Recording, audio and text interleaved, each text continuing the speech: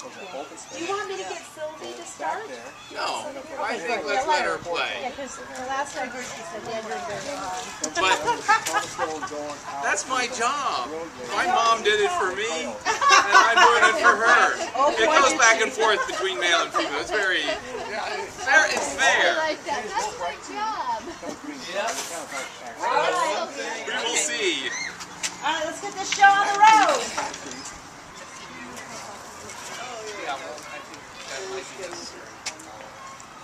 Yertle the Turtle by Dr. Seuss.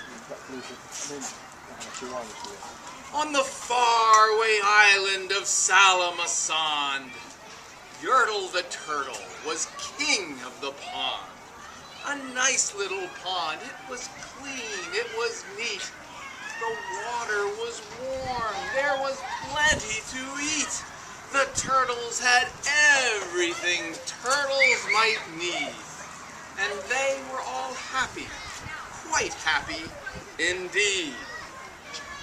For me, this is freedom, our state of nature, and how we're meant to be. Do we need rules? Do we need laws? Yes, laws are very helpful. Let's look back at how laws evolved. They evolved because people had disputes and they wanted them decided peacefully. So they went to a wise person to get a judgment, and they paid them for that service. And eventually these wise people wrote down their rules and their wisdom. And that's how we got the original law books.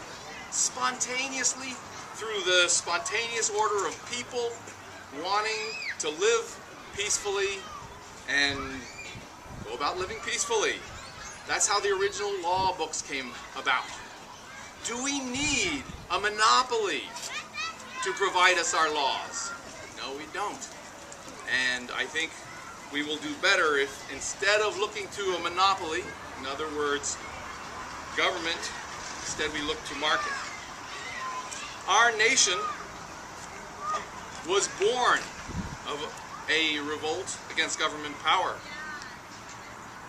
We hold these truths to be self-evident, that all men are created equal, that they are endowed by their Creator with certain unalienable rights, that among these are life, liberty, and the pursuit of happiness, that to secure these rights, governments are instituted among men, deriving their just powers from the consent of the governed, that whenever any form of government becomes destructive of these ends, it is the right of the people to alter or to abolish it, and to institute new government, laying its foundation on such principles and organizing its powers in such form as to them shall seem most likely to affect their safety and happiness. Prudence indeed will dictate that governments long established should not be changed for light and transient causes, and accordingly all experience hath shewn that mankind are more disposed to suffer, while evils are sufferable, makes me think of a tall stack of turtles, than to right themselves by abolishing the forms to which they are accustomed.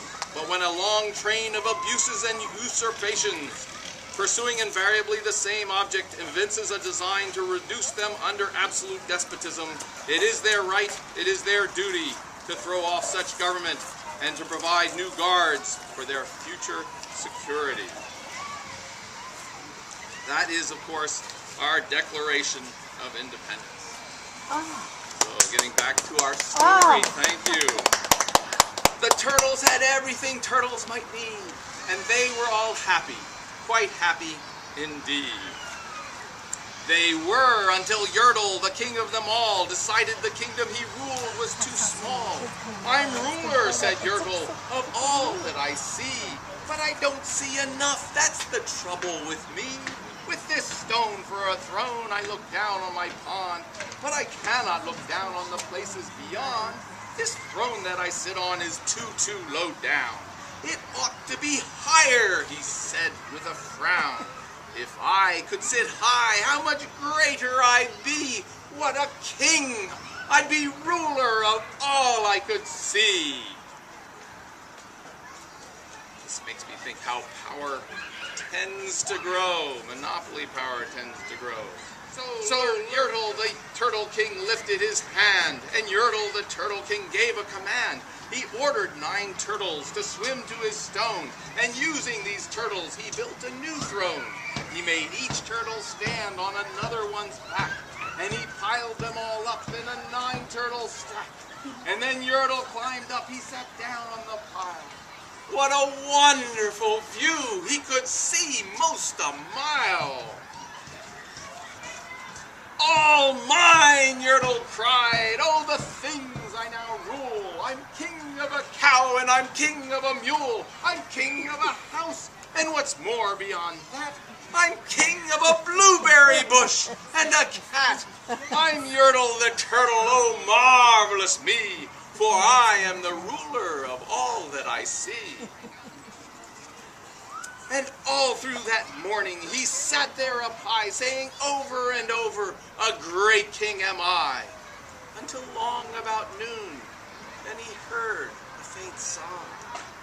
What's that? Snapped the king, and he looked down the stack, and he saw at the bottom a turtle named Mac, just a part of his throne. And this plain little turtle looked up and he said, beg your pardon, King Yertle. I've pains in my back and my shoulders and knees. How long must we stand here, your majesty? Please. Silence! The king of the turtles barked back. I'm king and you're only a turtle named Mac. You stay in your place while I sit here and rule. I'm king of a cow, and I'm king of a mule. I'm king of a house, and a bush, and a cat. But that isn't all. I'll do better than that. My throne shall be higher, his royal voice thundered. So pile up more turtles. I want about 200. So, after the Declaration of Independence, a few years later we got the Articles of Confederation, which were a very loose confederation of states, and had rules like, I think this is Article 2, each state retains its sovereignty, its freedom, and its independence. And no rules, the articles could not be amended except by unanimous consent of the states, and that was Article 13. And then a Congress, quite different from the original ones of the Declaration of Independence, came together in the summer of 1787 and proposed our current U.S. Constitution. And I would like to read just a little bit from it. It has a different flavor than the Declaration of Independence. U.S. Constitution, Article 1, Section 8. Just a little excerpt. The Congress shall have power to lay and collect taxes, duties, imposts, excises, to pay the debts, provide for the common defense, and general welfare of the United States. Oh my, how much Yertle is doing. To borrow money, regulate commerce, coin money, raise, support armies, to make all laws which shall be necessary and proper. My goodness, necessary and proper. Who could be against that? How can you even argue with that? And then there was this very brief period where it was debated. And interestingly, the new Constitution, according to its own rules, and in violation of the Articles of Confederation, only needed to be approved by 9 of 13 of the states. And I have here a letter from Richard Henry Lee, an anti-federalist, to George Mason, another anti-federalist, who opposed this new Constitution as a grab for centralized power. And I think his letter from October 1st, 1787, this is less than a month after it has been sent off from the Constitutional Convention. It was with us as with you. This, the Constitution, or nothing. And this, the proposed Constitution, urged with a most extreme intemperance. The greatness of the powers given and the multitude of places to be created produces a coalition of monarchy men, military men, aristocrats, and drones, whose noise, impudence, and zeal exceeds all belief. And then the Constitution was passed, and a couple short years later, we got our Bill of Rights. Isn't it interesting? Our Bill of Rights, our most cherished part of our Constitution, is not part of the original Constitution at all. It is amendments. It is amendments that say, such as our beloved First Amendment, Congress shall make no law respecting an establishment of religion, or prohibiting the free exercise thereof, or abridging the freedom of speech, or of the press, or the right of the people peaceably to assemble, and to petition the government for a redress of grievances. The first 10 amendments, the right of the people to keep and bear arms, the right of people to be secure in their persons, houses, papers, and effects against unreasonable searches and seizures.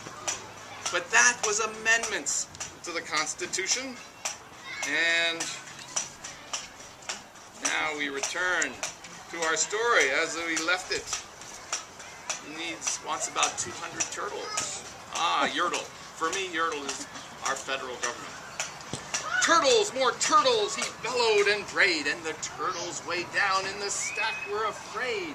They trembled, they shook, they came, they obeyed. From all over the pond, they came swimming by dozens, whole families of turtles with uncles and cousins, and all of them stepped on the head of poor Mac. One after another, they climbed up the stack. Then Yertle the Turtle was perched up so high he could see 40 miles from his throne in the sky. Hooray, shouted Yertle, I'm king of the trees, I'm king of the birds, and I'm king of the bees. I'm king of the butterflies, king of the air. Ah me, what a throne, what a wonderful chair. I'm Yertle the Turtle, oh marvelous me, for I am the ruler of all that I see. Then again from below in the great heavy stack came a groan from that plain little turtle named Mac. Your Majesty, please. What are you doing? I don't like to complain. I'm reading some Dr. Seuss. Your Majesty, please, I don't like to complain, but down here below we are feeling great pain. I know up on top you are seeing great sights, but down at the bottom we too should have rights. We turtles can't stand it. Our shells will all crack. Besides, we need food. We are starving, groaned Mac. You hush up your mouth, howled the mighty King Yertle. You've no right to talk to the world's highest turtle. I rule from the clouds, over land, over sea. There's nothing, no nothing, that's higher than me. But while he was shouting, he saw with surprise that the moon of the evening had started to rise up over his head in the darkening skies. What's that? Shouted Yertle, snorted Yertle. Say, what is that thing that dares to be higher than Yertle the King? I shall not allow it. I'll go higher still. I'll build my throne higher. I can and I will. I'll call some more turtles. I'll stack them to heaven. I need about 5,607. Whenever any form of government becomes destructive of our rights, it is the right of the people to alter or to abolish it. And so I propose we revise our beloved First Amendment to read as follows. Congress shall make no law.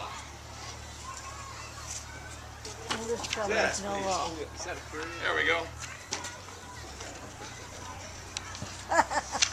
But as Yertle the Turtle King lifted his hand and started to order and give the command, that plain little turtle below in the stack, that plain little turtle whose name was just Mac, decided he'd taken enough, and he had.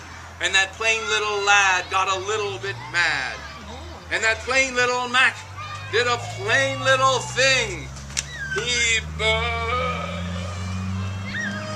The beloved First Amendment revised. Laws and rules and laws help us live together. Laws, rules, and laws, they help us live in peace. Congress makes many laws. Congress makes laws. 9,098,996,094,092 pages of wonderful laws that do serve our Congress and its friends. No, laws need a strong foundation, like these rules I learned in preschool. No weapons. Stay in the park. Live in peace. No ganging up and clean up your mess. That's why Congress shall make no law. That's right, Congress shall make no law.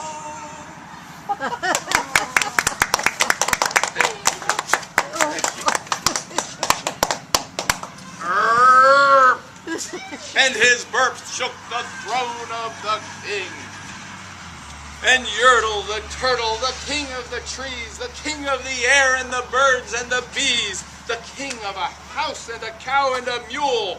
Well, that was the end of the Turtle King's rule.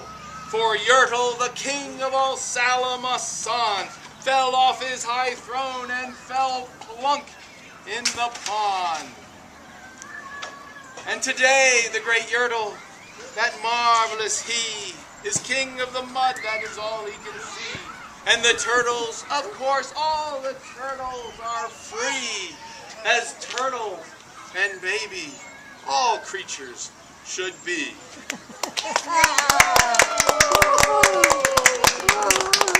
Happy President's Day. Thank you very much. Thank you. Thank you, my lovely sister.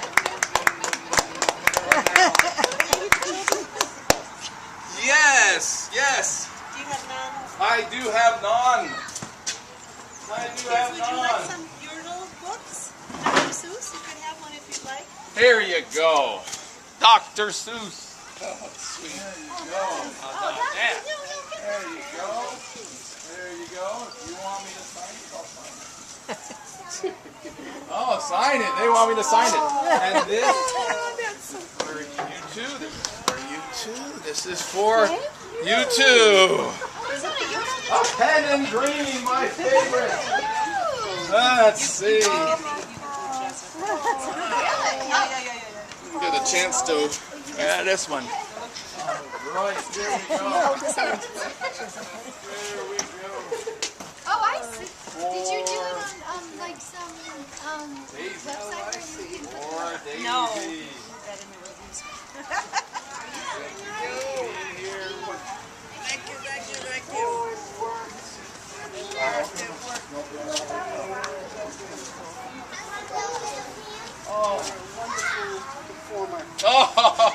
Thank you. Oh, thank you. Thank you. Oh my. Ibbity, ibbity, ibbity. That's all, folks.